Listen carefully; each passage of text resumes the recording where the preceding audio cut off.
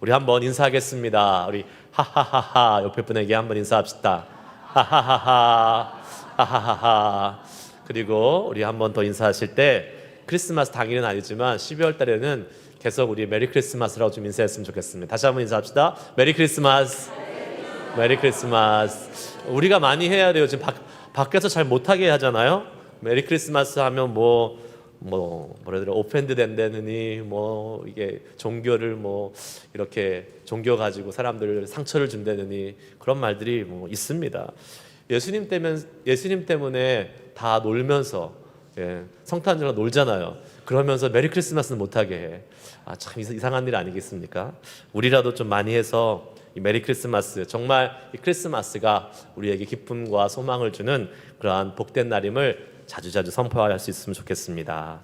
자, 오늘 우리 함께 은혜 받을 하나님의 말씀은요, 주의 길을 준비하는 사람들이라는 제목을 가지고 말씀을 한번 나눌 텐데 한번 따라해 봅시다. 주의 길을 준비하는 사람들. 네. 지난주에 제가 샌프란시스코를 다녀왔어요. 여러분 아시다시피 샌프란시스코는 더 이상 낭만의 도시가 아닙니다. 뉴스들 많이 보시죠? 샌프란시스코에 지금 아주 안 좋은 일들이 많이 벌어지고 있잖아요. 특별히 이렇게 도둑들이 너무 많이 들어서 상점들이 다 철수하고 있어요. 도둑이 아무리 훔쳐가도 잡아가지 않아요. 그러니까 장사를 할 수가 없는 거죠. 그래서 노르스트롬이라든가 홀푸드, 타겟, 우리가 잘 아는 심지어 스타벅스도 최근에 7개의 점포가 샌프란시스코에서 그 상점을 뺐어요. 노숙자들, 마약하는 사람들 길거리에 지나다니면 그 노숙자 마약자들 많으니까 그 인분들 이런 것이 지저분하게 널려 있는 곳이 지금 샌프란시스코 도심이 되었습니다. 그런데 지난주에 제가 샌프란시스코 갔는데요, 휴지 한 장 없는 거예요. 도시에 휴지 한 장 없어요. 노숙자도 찾아보기 힘들었고 진짜 너무 깨끗해서 이게 진짜 샌프란시스코가 맞나? 우리가 알던 뉴스에 듣던 샌프란시스코가 맞나? 저 되게 오래간만에 가봤거든요. 그래서 좀 의아했습니다. 나중에 이렇게 알고 보니까 한 일주일 전에 누가 왔었냐면 이 에이펙 정상회담 했잖아요. 그래가지고 이 아시아 태평양 지역에 있는 모든 나라의 정상들이 다 와가지고 샌프란시스코에서 회의를 한 거예요. 게다가 누가 왔어요? 중국의 시진핑이 왔잖아요. 시진핑이 왔으니까 이 미국 자존심 센 미국이 그런 모습 보여주기 싫었는지 완전히 그냥 도시를 다른 도시로 만들어 버렸어요. 여러분 깨끗한 샌프란시스코를 보고 싶으시면 오늘 가보시기 바랍니다. 오늘 가보시면 도시가 깨끗해요. 언제까지 이렇게 될 거라는 보장은 없지만 아마 지난주까지 깨끗했으니까 오늘까지는 깨끗하지 않을까 싶습니다. 오늘 우리가 누군가를 이렇게 준비하는 이 샌프란시스코 얘기를 해봤는데 주님의 길을 준비하는 사람들도 2000년 전에 있었습니다. 그 주님의 길을 준비하는 사람들은 어떠한 모습이었을까? 또 어떠한 마음을 갖고 있었을까? 또 그러한 사람들의 모습을 통해서 우리는 오늘 성경 본문을 통해서 어떠한 교훈을 찾을 수 있을까? 한번 오늘 한 2가지 정도 살펴보고 은혜를 나누려고 합니다. 우리 한번 따라해 봅시다. 하나님은 약속을 성취하기 위해 쉬지 않으십니다. 네. 여러분 누군가를 맞이하고 준비하는 것, 이것은 당연히 호스트 또 손님이 오는 사람의 입장에서는 해야 될 일입니다. 특별히 귀하고 중요한 손님을 맞이할 때는 더욱더 신경을 쓰고 집에도 그냥 내가 친한 친구들 올 때는 별로 청소도 안 하지만 조금 어려운 사람, 중요한 사람이 오면 열심히 쓸고 닦고 하면서 준비를 하지 않습니까? 그런데 2000년 전에 예수님이 이 땅에 오실 때도 예수님의 오심을 준비했던 사람들이 있었습니다. 누가복음 1장을 보면요, 누가복음 1장에 사가라와 엘리사벳이라는 사람이 나옵니다. 사가라, 엘리사벳. 누구의 어머니 아버지일까요? 예수님의 어머니 아버지 아니죠? 크리스마스라고 무조건 예수님하고 대답하시면 안 돼요. 그 정도는 아시죠? 요셉과 마리아고 세례 요한의 어머니와 아버지가 사가라와 엘리사벳이었습니다. 남편 사가라는 제사장으로서 성전 일을 감당하는데 어느 날 성전에서 성전 일을 막 감당하고 있는데 천사가 찾아와서 가브리엘 천사가 이야기합니다. 너희에게 아들이 있을 것이다 라고 이야기했습니다. 그리고 심지어 그 이름까지도 알려주었습니다. 그 이름이 뭐라고요? 예수님 아니라고요? 그 이름은 요한이라 라고 하라고 알려주었습니다. 그리고 그 부부에게 요한이라는 아들을 허락한 분명한 이유를 또한 천사는 알려주었습니다. 누가복음 1장 17절 말씀 같이 한번 읽어봅시다. 시작. 그가 또 엘리야의 심령과 능력으로 주 앞에 먼저 와서 아버지의 마음을 자식에게 거스르는 자를 의인의 슬기에 돌아오게 하고 주를 위하여 세운 백성을 준비하리라. 아멘. 그가 너가 낳는 아들, 그 요한이 엘리야와 같이 엘리야의 심령을 가지고 앞으로 주님이 오실 그 주를 위해서 주님이 오실 그 백성들을 준비하게 될 것이다 라고 예언을 해줬습니다. 그리고 나서 몇 달 뒤에 누가 임신을 해요? 마리아가 임신을 합니다.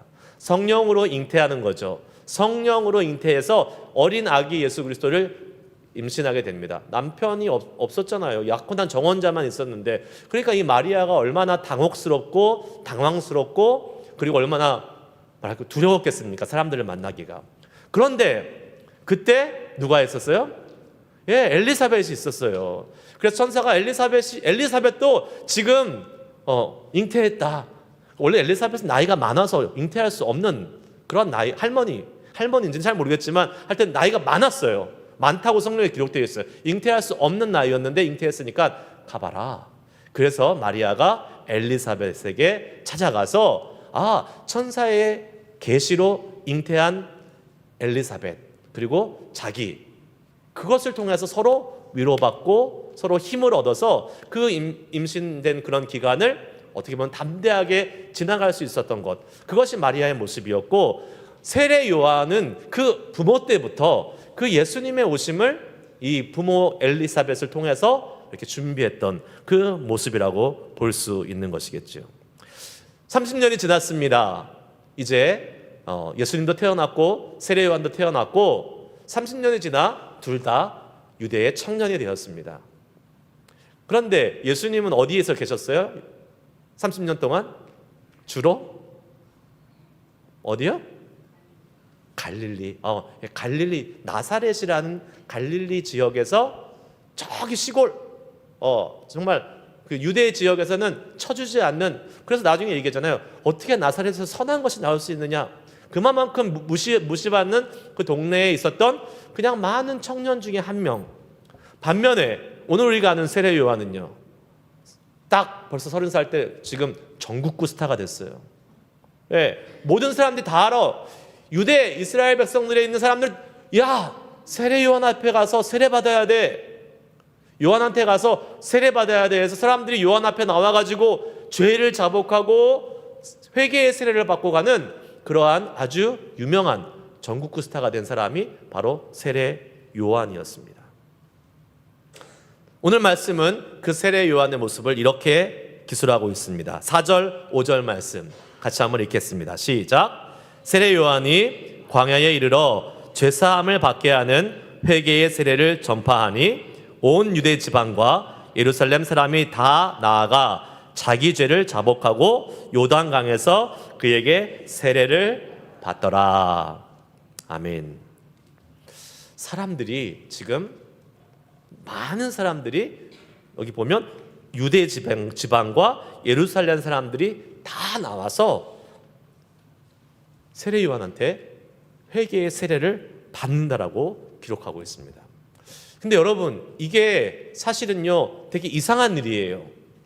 당연한 일이 아니에요. 당시 예수님 요때 세례 요한이 활동하고 예수님이 이제 막 공생애를 시작하시기 전에 이 상황을 우리가 고려해 보면 사람들이 나와서 죄를 자복하고 회개의 세례를 받는다? 이거는 절대로 있을 수가 없는 일입니다. 왜 그렇습니까? 성경을 아시는 분은 성경의 구약 성경의 제일 마지막 책이 뭡니까? 마지막 책이 뭐예요? 말라기. 말라기잖아요. 말라기 선지자가 구약 성경의 가장 마지막 선지자였는데 이 말라기 선지자 이후로 예수님이 등장하시기 전까지 약 400년의 기간이라고 얘기를 하는데 이 400년 동안 하나님이 말씀을 안 하십니다. 그래서 성경학자들은 이 기간을 하나님의 침묵기, 말씀의 침묵기라고 이야기를 하죠. 40일도 아니라 400년 동안 하나님의 말씀이 없었던 겁니다. 여러분, 400년 동안 하나님의 말씀이 없었다면 어떠한 일이 벌어졌을까요? 영적으로 혼란스럽고 영적으로 어둡고 죄가 만연하고 그러한 시간들을 보내고 있는 그러한 어떻게 보면 영적인 어떤 그 말씀의 공백 상태, 무정부 상태처럼 마치 사람들이 사사기 시대에 자기의 소견에 옳은 것처럼 행하였다라고 말한 것처럼 사람들은 하나님의 말씀이 더 이상 들려지지 않으니까 물론 하나님을 고대한 사람도 있었겠지만 우리 사람은 잘 알잖아요. 하나님의 말씀이 없으면 어떻게 됩니까? 죄악 가운데 더 많이 빠질 수밖에 없게 되는 것이지요. 그런데 이상하게 지금 오늘 본문에 의하면 예수님이 등장하시는 공생애로 나오시는 이 순간에 그 어떠한 일이 벌어지고 있냐면 사람들이 죄를 자복하고 회개의 세례를 지금 받고 있다. 아니 어떻게 하나님의 말씀도 없었고 그렇게 영적으로 혼미하고 어지러운 그 시대에 사람들이 그것도 수많은 사람들이 스스로 자기들이 회개의 세례를 받기 위하여 죄를 자복하며 나올 수 있었을까? 뭘로 설명할 수 있습니까 여러분? 설명이 되는 일이에요? 설명이 안 되는 일이죠 이거는. 그럼 뭐라고밖에 설명할 수 없어요?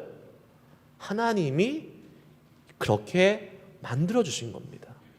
왜요? 예수님이 등장하셔야 되니까. 예수님이 이 땅으로 나오셔야 되니까.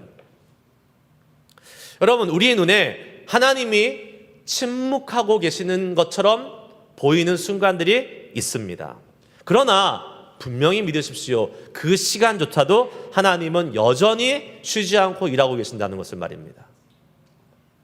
비록 400년이라는 긴 시간 동안 하나님으로부터 직접 주어지는 말씀은 없었지만 이미 그 말라기 이전에 수천 년 동안 하나님의 말씀은 구약의 선지자와 구약의 그 사람들을 통하여 기록되었고 주어졌고 그 주어진 그 말씀은 하나님이 비록 말씀하지 않은 400년의 그 공백기 동안 여전히 이루어지고 하나님의 하실 일들을 만들어가고 있는 시간이었습니다. 하나님이 침묵하신다고 하나님이 일하시지 않는 게 아니에요. 하나님이 침묵하신다고 하나님이 없어진 게 아니라는 것입니다.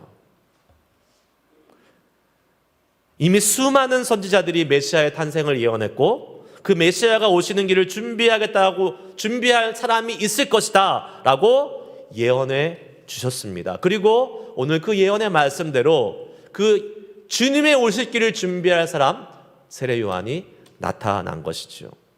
오늘 본문 2절 말씀, 마가복음 1장 2절 말씀은 700년 전에 이사야 선지자가 했던 말씀을 마가가 인용하면서 복음의 시작이 이렇다라고 하면서 주의 길을 준비하는 세례 요한에 대해서 이야기합니다. 그 인용한 구절이 바로 이사야 40장 3절 말씀입니다. 같이 읽습니다. 이사야 40장 3절 시작. 외치는 자의 소리여 이르되 너희는 광야에서 여호와의 길을 예비하라. 사막에서 우리 하나님의 대로를 평탄하게 하라. 아멘. 그리고 그 말씀대로 오늘 세례 요한은 어디에서요? 광야에서 회개를 전파하고 요단강에서 회개의 세례를 베풀고 있습니다. 주님의 길을 예비하고 있습니다. 말씀한 대로 예언된 대로 주님의 길이 지금 세례 요한에 의해서 준비되고 있는 것입니다. 다시 한번 말씀드립니다. 400년 동안 하나님의 말씀이 없어진 게 아니라고요. 하나님은 그 400년 동안 비록 하나님이 직접 말씀하지는 않으셨지만 예언되고 말씀된 그 약속이 이루어지고 성취되는 과정을 하나님은 이루시고 계셨던 것입니다. 그 결과 이사야의 이 예언의 결과로 세례 요한이 먼저 등장했다는 것을 우리는 깨달아야 될 것이지요. 그리고 그 하나님이 일하시는 증거가 바로 뭐예요? 사람들이 회개하러 지금 나오고 있다는 것입니다. 5절 말씀 다시 한번 제가 읽습니다. 온 유대 지방과 예루살렘 사람이 다 나와 자기 죄를 자복하고 요단강에서 그에게 세례를 받더라. 다시 한번 말씀드리는데 우리가 살다 보면 하나님이 우리의 기도에, 우리의 간구에, 우리의 요청에 침묵하시고 말씀하지 않는 것 같은 그러한 시간도 경험할 때가 분명히 있습니다. 아니, 어떤 분들은 그런 시간이 더 많은 것처럼 느껴질 때도 있을 것입니다. 어려움 속에서, 간절함 속에서 내가 정말 힘들고 어려울 때 하나님을 찾았는데 하나님이 침묵하세요. 하나님 아무런 말씀을 안 하실 때도 있습니다. 그러나 그때 우리에게 필요한 믿음이 있습니다. 하나님이 비록 나에게 말씀하고 계시지 않는다 할지라도 우리 하나님은 여전히 살아계시고 나에게 약속하신 그 말씀을 이루시기 위해서 지금도 일하고 계신다라는 믿음입니다. 그 믿음을 가지시길 주의 이름으로 축복합니다. 내 눈에 안 보인다고 하나님 일이 안 하시는 게 아니라고요. 하나님은 여전히 일하고 계시고 내가 원하는 그때가 아니라 하나님이 보시기에 가장 좋은 때, 나에게 가장 유익한 때에 하나님은 나타나시고 하나님은 말씀하시고 하나님은 우리의 기도에 응답해 주신다는 사실을 믿으시기를 축복합니다. 그래요. 하나님은 그러신 분입니다. 주님은 우리를 위해서 쉬지 않고 일하시는 분이십니다. 할렐루야. 이사야 62장 1절 말씀에 이런 말씀이 있어요. 다 같이 한번 읽어볼게요. 시작. 나는 시온의 의가 빛같이 예루살렘의 구원이 횃불같이 나타나도록 시온을 위하여 잠잠하지 아니하며 예루살렘을 위하여 쉬지 아니할 것이라. 아멘. 예루살렘을 위해서 쉬지 않으시는 하나님이 우리를 위해서도 쉬지 않으십니다. 하나님은 그분의 약속을요, 그분이 하신 말씀을 이루시기 위해서 끊임없이 쉬지 않고 성실하게 일하시는 분이십니다. 우리를 구원하시기 위해서 오늘도 쉬지 않고 일하시는 그 하나님에 대한 소식, 그 우리를 구원하시는 예수님에 대한 소식, 그것이 복음 아니겠습니까? 그러면서 오늘 마가는 이 마가복음을 시작하면서 그 시작을 이렇게 열고 있습니다. 1절 말씀 다시 같이 읽습니다. 시작. 하나님의 아들 예수 그리스도의 복음의 시작이라. 아멘. 하나님의 아들 예수 그리스도의 복음의 시작이라. 여러분, 복음이 뭡니까? 복음이 뭐예요? 복음 많이 들었는데 복음이 뭔지는 정작 모르시는 분들도 있어요. 복음은 다양하게 여러 가지로 해석될 수 있습니다. 복음은 좋은 소식이니까 우리에게 유익이 되고 우리가 좋고 우리가 이렇게 우리에게 이득이 되는 그러한 것들은 다 좋은 소식이라고 할 수 있겠죠. 하지만 성경에서 말하는 복음이라는 것은 바로 예수 그리스도 자신을 말씀하고 있습니다. 오늘 말씀이 1절 말씀이 복음의 핵심이에요. 하나님의 아들 예수 그리스도의 복음이라고 말하고 있습니다. 이거면 사실 끝난 거예요. 하나님의 아들 예수 그리스도. 마가복음 1장 1절은 복음의 핵심을 담고 있는 것입니다. 우리가 지난 수요일 날 우리가 살펴봤잖아요. 베드로가 가이사랴 빌립보에서 고백합니다. 예수님을 고백해요. 세상 사람들은 나를 누구라 하느냐? 그런데 베드로야, 너는 나를 뭐라고 하냐? 누구라 하냐? 그때 베드로가 뭐라고 고백했어요? 주는 그리스도시요 살아계신 하나님의 아들이시나이다. 똑같죠? 하나님의 아들 예수 그리스도 예수의 복음. 주는 그리스도시요 살아계신 하나님의 아들. 이것이 바로 복음이에요. 복음은 예수 그리스도가 우리를 구원하기 위해 보내신 하나님의 아들이시요 우리를 구원하실 수 있는 구원자 메시아 그리스도라고 고백하는 그것을 바로 우리는 복음이라고 이야기할 수 있는 것입니다. 그런데 이 복음은요, 갑자기 하늘에서 뚝 떨어진 걸까요? 갑자기 막 난데없이 나타나가지고 얘다 복음이니까 받아라 이렇게 주어진 걸까요? 아니에요. 복음은 수천 년 전부터 예언된 하나님의 말씀이 이루어진 것입니다. 적게는 몇백 년 전부터 이사야 시대에 700년 전, 예수님 전에 700년 전에 예언된 말씀이 이루어진 거고, 많게는 사실 창세 전부터 하나님이 계획하시고 심지어 창세기에도 예수님의 나타나심을 예언하고 있다는 것이죠. 창세기 3장 15절 말씀 여러분 잘 아시는 말씀입니다. 첫 번째 복음에 대한 예수 그리스도에 대해서 나타내고 있는 그러한 말씀이에요. 우리 한번 읽어볼게요. 창세기 3장 15절 말씀입니다. 같이 읽습니다. 시작. 내가 너로 여자와 원수가 되게 하고 내 후손도 여자의 후손과 원수가 되게 하리니 여자의 후손은 내 머리를 상하게 할 것이요 너는 그의 발꿈치를 상하게 할 것이니라 하시고. 아멘. 여러분, 이게 바로 벌써 하나님이 에덴 동산을 만드시고 아담과 하와를 창조하신 그 순간부터 벌써 예수님에 대한 예언의 말씀이 기록되고 있는 증거입니다. 뱀으로 대표되는 사탄이 하와를 유혹해서 죄에 빠지게 만듭니다. 선악과를 따먹죠. 그리고 하나님이 하지 말라는 걸 했기 때문에 인간은 하나님의 영역을 침범하는 죄를 범하게 됩니다. 그래서 그 인간을 죄의 세계로 몰아넣은 그 사단, 뱀을 저주하시면서 하나님이 하셨던 말씀, 그것이 바로 이거 창세기 3장 15절 말씀 아니겠습니까? 근데 여기에 나오는 것이 있어요. 뭡니까? 여자의 후손이라는 말이 나와요. 여자의 후손. 여자의 후손은 내 머리를 상하게 할 것이요. 너는 여자의 후손의 발꿈치를 상하게 할 거지만 여자의 후손은 너의 머리를 상하게 할 것이다. 자, 여기서 너는 뭐예요? 뱀, 사탄입니다. 사탄이 여자의 후손은 예수님이에요. 그러니까 사탄이 예수님의 발꿈치를 상하게 하고 예수님은 사단의 머리를 상하게 할 것이다. 자, 예수님께서 이 땅에 오셔서 우리를 구원하시기 위해서 십자가에 죽으셨습니다. 십자가에 죽은 그 자체는 패배한 것처럼 보여요. 십자가에서 죽은 것은 마치 사단이 이긴 것처럼 보입니다. 그러나 그것은 사단이 이긴 것이 아니죠. 왜요? 3일 만에 예수님이 부활하셨기 때문에.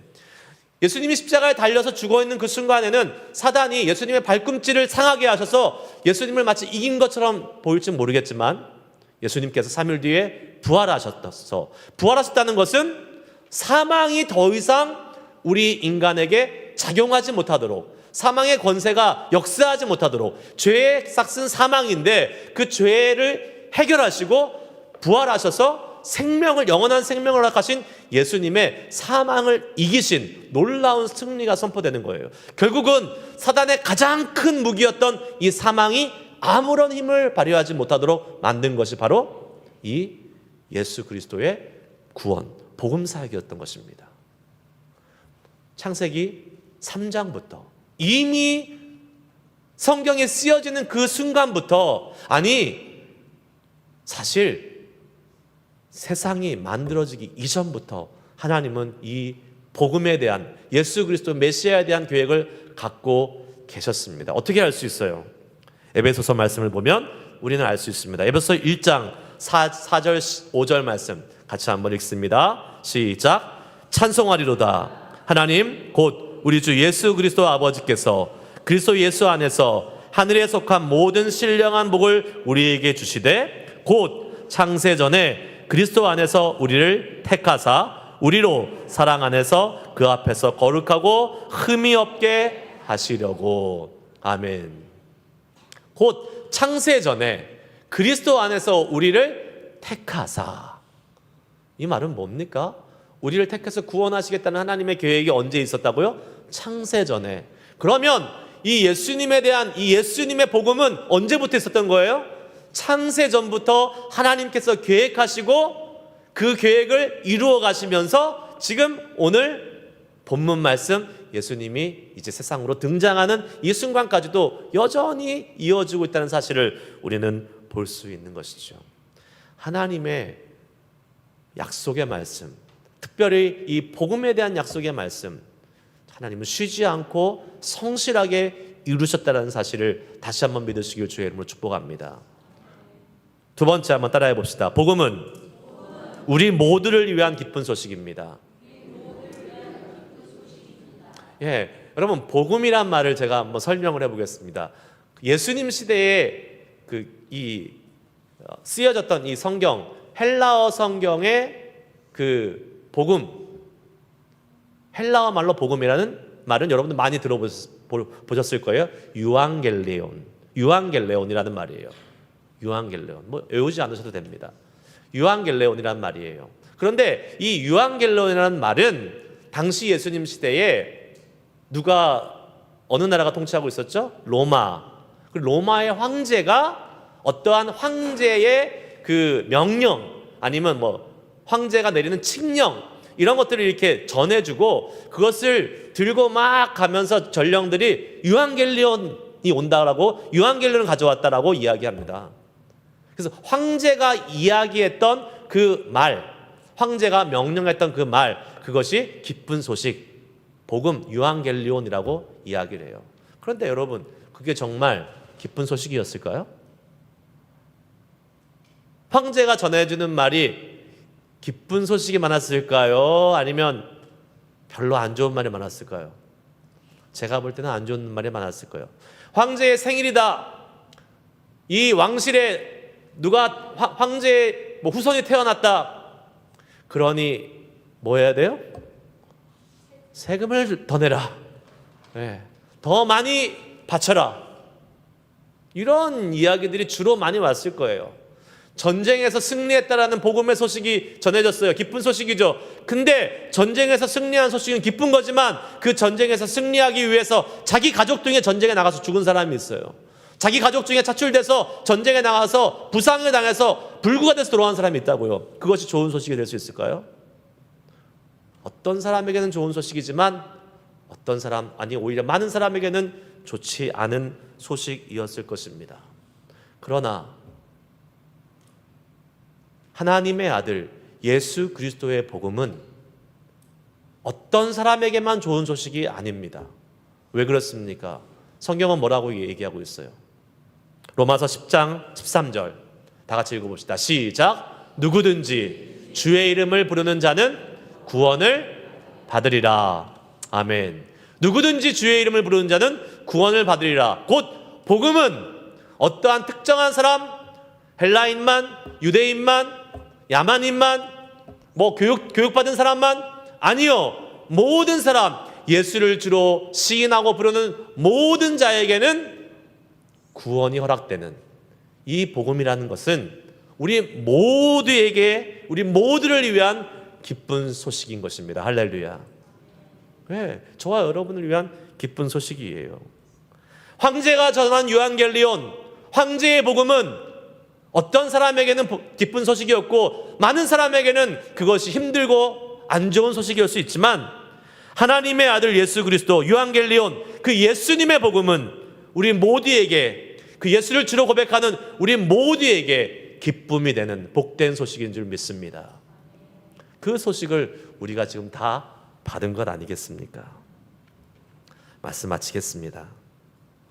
메시아 그리스도, 메시아 그리스도 똑같은 말인 거 아시죠? 네. 메시아 그리스도, 그분이 예수신데 그 기름 부음을 받으신 예수, 그리고 이 땅을 구원하러 오신 구원자 메시아, 유대 땅의 청년으로 사역하셨던 예수, 그 예수를 믿는 자는 누구든지 구원을 받을 수 있다고 했습니다.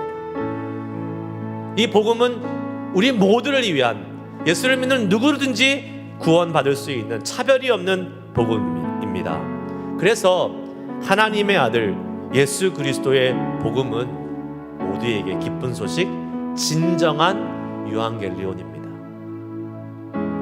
황제의 유앙겔리온처럼 차별적으로 누구에겐 좋고 누구에게는 안 좋은 그런 복음이 아니라 모두에게 좋은 소식입니다. 오늘도 주님 앞에 예배드리러 나오신 여러분, 우리는 한 사람도 빠짐없이 다 이 복음이 필요한 사람입니다. 우리가 이 예수님의 복음을 믿으면 죄로부터 해방되어 자유함을 누리게 됩니다. 우리가 이 예수님의 복음을 믿으면 우리의 안과 밖에 있는 모든 갈등과 혼란으로부터 구원받아 참된 평안을 누리게 됩니다. 우리가 이 예수님의 복음을 믿으면 우리를 힘들게 하고 슬프게 하고 절망으로부터 우리를 구원하신 그 기쁨과 소망을 누리게 되는 것입니다. 우리가 이 예수님의 복음을 믿으면 우리를 어렵게 하는 그러한 모든 문제들로부터 구원받아 해결함 받을 수 있는 해답을 얻게 될 수 있는 것입니다. 그러니 하나님의 아들 예수 그리스도의 복음을 믿으시기를 주의 이름으로 축복합니다. 그 예수 그리스도 이름을 믿어야 돼요. 예수님은 하나님의 약속대로, 하나님의 예언대로 이 땅에 오셨죠. 그리고 구원의 사역을 감당하시고 십자가에서 죽으셨다가 부활하시고 하늘로 승천하셨습니다. 그리고 성경은 분명히 우리에게 말씀하고 계십니다. 뭐라고요? 너희 가운데 하늘로 올려진 이 예수는 하늘로 올라가심 그대로 올지라. 하늘로 가심을 본 그대로 오시리라. 사도행전에서 천사가 예수님이 올라가는 그 모습을 보고 있는, 허탈해하고 있는 그 제자들을 향해서 아니야, 허탈해할 필요 없어, 실망할 필요 없어. 예수님은 지금 올라가신 모습 그대로 올 거야. 그러니까 너희들 소망 가운데 살아. 더 열심히 주를 믿고 더 복음을 전파하고 살아라고 격려하고 있는 것을 보게 됩니다. 예수님이 처음 오셨을 때 세례 요한, 그 엄마 엘리사벳, 이러한 사람들이 예수님의 오심을 준비했던 것처럼 우리는 지금 다시 오실 예수님을 준비하는 삶을 살아야 되는 것입니다. 주님이 그러한 사람들을 세우시고 계십니다. 찾고 계십니다. 다시 오실 그 주님의 길을 준비하는 사람들. 저는 은혜 받고 구원받은 우리들이 다시 오실 그 주님을 바라보면서 주님, 제가 세례 요한과 같이 뛰어난 그러한 믿음의 리더는 아니지만 주님이 저를 사용하신다면, 주님이 우리를 택해 주신다면 이 주님이 오실 그 길을 위해서 준비하는 역할을 감당하고 싶습니다. 다양하게 할 수 있잖아요. 뭐 내가 힘이 있어야 됩니까? 내가 젊어야 됩니까? 내가 돈이 많아야 됩니까? 아니잖아요. 하나님은 우리의 사정과 형편과 모습 그대로 사용하세요. 어떤 사람은 기도의 사명으로, 어떠한 사람은 열심히 봉사하면서 몸으로 섬기는 사명으로, 어떠한 사람은 물질이 많아서 정말 재정으로, 물질로 하나님을 위해서 쓰는 사람도 있을 수 있고, 어떤 사람은 자기의 시간과 자기의 에너지를 들여가면서 하나님을 위해서 얼마든지 우리는 주님의 오실 길을 예배하는 길에 쓰임 받을 수 있습니다. 우리가 주님 앞에 우리가 그렇게 하겠습니다 라고 결단하고 그 주님의 다시 오실 길을 기대하고 소망하는 마음으로 살아갈 수 있는 우리들이 될 수 있기를 주의 이름으로 축복합니다. 분명히 다시 오실 주님, 그분의 길을 준비하는데 저와 여러분들이 귀하게 쓰임받는 이 시대의 세례 요한이 될 수 있기를 주의 이름으로 축복합니다. 그리고 이 대림절 기간을 지나면서 우리 모두에게 다시 오실 주님, 아멘 주 예수여 오시옵소서, 마라나타 아멘 주 예수여 오시옵소서, 그렇게 선포하고 고백하고 다시 오실 주님을 향한 믿음으로 담대하게 이 땅을 살아갈 수 있는 우리 모두가 될 수 있기를 주의 이름으로 축복합니다. 그 소망 가운데 우리 오늘도 살아갑시다. 오늘 이 시간 혹시 오실 때에 마음에 좀 힘들고 어려운 부분들이 있는 분도 계실 수 있었겠지만 우리에게는 다시 오실 주님이 계십니다. 그 주님이 우리에게 소망 주십니다. 그 주님을 바라보면 다시 우리의 마음속에 소망이 생겨요. 여러분, 그 다시 오실 주님을 향한 믿음으로 가득 채워져서 나가서 이 땅에 슬픔과 절망과 낙심이 많은 이 기쁜 일 없는 이 세상에 우리는 정말로 그 예수님으로 인해서 다시 오신 예수님, 그 앞으로 오실 예수님으로 인해서 기쁨 가운데 정말 찬송을 부르며 승리하며 살아갈 수 있는 우리들의 삶이 되기를 주의 이름으로 축복합니다. 우리 시간 이제 성찬의 예식을 거행할 텐데, 하나님 우리에게 예수님의 성찬을 거하면서, 성찬 예식을 거행하면서 예수님이 이 땅에 오셨던 그 놀라운 일을 다시 기억하게 하시고 다시 오실 주님을 소망하게 하심을 감사합니다. 우리가 정말로 이 포도주와 떡을 먹고 마시면서 구원받은 우리를 위해서 십자가에 돌아가신 예수님을 기억할 뿐 아니라 다시 오실 그 주님을 향해서 우리가 어떻게 살아야 될지 헌신하며 결단하며 주님을 향한 우리의 모습을 다시 그 십자가 앞에 세워놓고 주님 나를 사용하시옵소서.